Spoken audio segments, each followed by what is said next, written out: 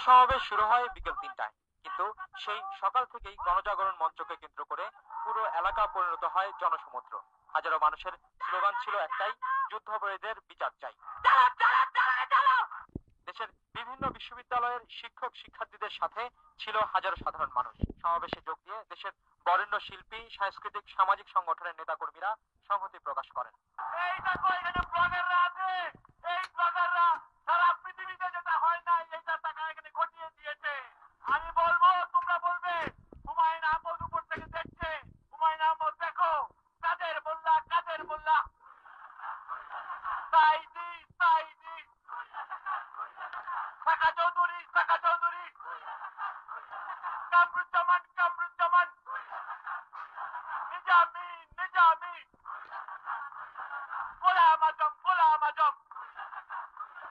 বাংলাদেশে যত শহীদ হয়েছিল তারা সবাই এখন আমাদের উপর থেকে তাকিয়ে আমাদেরকে দেখছে আর বলছে এই বাংলাদেশকে কেউ আর কোনোদিন পদানত করতে পারবে না।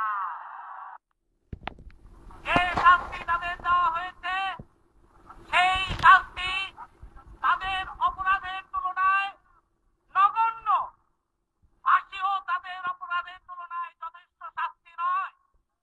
তারপরও যেহেতু এটাই এই দেশের সর্বোচ্চ শাস্তি, সুতরাং এই শাস্তি তাদেরকে অবশ্যই দিতে হবে। মহাসমুদ্রে আসা লাল সবুজের পতাকা আর কপালে বাংলাদেশ লেখা মা শিশু সহ সবার একটাই দাবি, ফাঁসি দিতে হবে যুদ্ধাপরাধীদের। দেশটাকে আজকে ধ্বংসের দিকে নিতে তাদের প্রতিরোধ করতে চাই। যত রাজাকার আছে তাদেরকে অন্তত শাহবাগে ছেড়ে দিক, আমরা তাদের বিচার করব। ফাঁসি না পর্যন্ত রায় করতে না পারবো ততক্ষণ পর্যন্ত এই আন্দোলন চলবে। সমাবেশে যোগ দেয়া মুক্তিযোদ্ধারা জানালেন, বিচার না হয় তাদের ক্ষোভের কথা। বললেন, তরুণদের এই আন্দোলন থেকে আবারও উজ্জীবিত হয়েছেন তারা। ৪১ বছর আগে আমি কিশোর বয়সে যে হাতিয়ার তুলে নিয়েছিলাম, আজকে আমার মনে হচ্ছে এরা সেই হাতিয়ার আবার তুলে নিয়েছে।